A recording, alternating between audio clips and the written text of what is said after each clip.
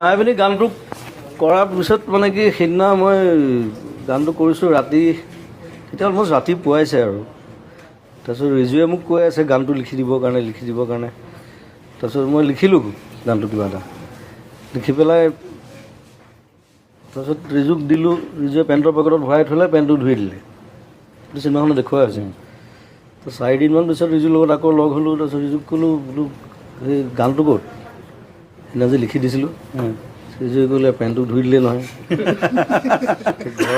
ঘৰত খবৰ ল'লে এতিয়া পেণ্টটো ধুই দিয়াৰ পিছততো সেইটো আৰু গান ক'ত হৈ থাকিব এইটো ডাইলগ এটাও আছে জুবিন গাৰ্গে খাই লিখিলে ৰিজুৱে খাই ধুই দিলে তাৰপিছত মই বোলো আকৌ লিখিব লাগিব আৰু এটা গান দুবাৰ লিখিবলৈ মই বিৰাট টান পাওঁ মানে যেনেকৈ এখন পেইণ্টিং দুবাৰ আঁকিবলৈ দিগদাৰ হৈ যায়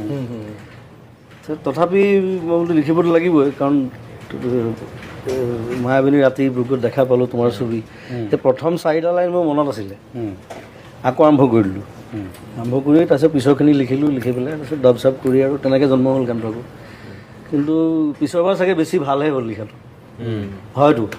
এতিয়া প্ৰথম কি লিখিছিলোঁ মোৰ মনত নাই কিন্তু 4টা লাইন